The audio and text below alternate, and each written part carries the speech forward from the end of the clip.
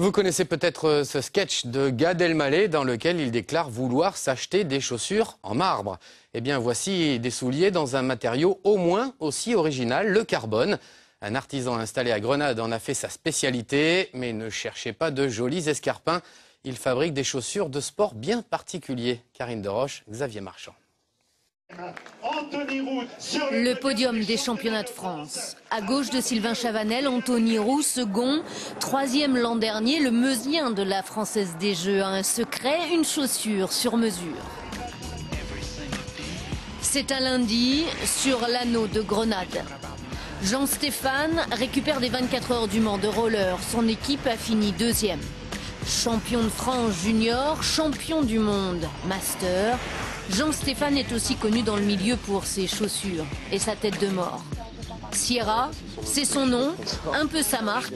Jean-Stéphane a toujours fabriqué ses propres patins. À force de bricoler mes patins dans une région où il y avait beaucoup de fabrication de bateaux à La Rochelle, j'avais récupéré des matériaux, fibres de carbone, résine époxy, etc., etc. Je me rappelle avoir acheté une peau de vache dans une espèce de brocante comme ça. J'ai commencé comme ça, je me suis fait ma première paire. Aujourd'hui, tous les champions de roller skating patinent avec un chausson sur mesure, comme Pascal Briand, 8 fois champion du monde. Ça a particulièrement révolutionné les performances au roller, avec justement à peu près 10 à 15% de rendement en plus. À l'intérieur de la chaussure, le pied ne bougeait plus dans la chaussure, et on était plus réactif, on avait une meilleure poussée. Dans ce petit cagibi, méticuleusement Jean-Stéphane manipule, associe carbone aéronautique, résine et cuir. On fait un moulage du pied en plâtre du coureur. Ensuite, on transforme ce pied en plâtre avec une résine synthétique, mousse polyuréthane. Quand on a fait ça, on fabrique des espèces de maquettes. Ils mettent le pied dedans et ils me disent bon, j'ai mal ici, donc on voit que le patineur a retravaillé ici.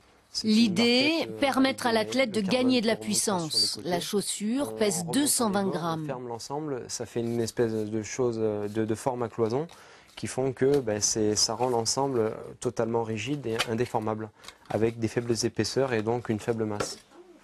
Anthony Roux souffre des 2 talons quand il lui commande un modèle. Il m'a demandé d'exagérer un peu cet endroit-là, donc je lui exagère là, et ensuite de barquette en barquette, jusqu'à temps qu'il me dise que c'est bon. Sur le tour, c'était le seul coureur à avoir une chaussure thermoformée par Jean-Stéphane. Pour l'instant, sa technique intéresse davantage les pistards et même le short track.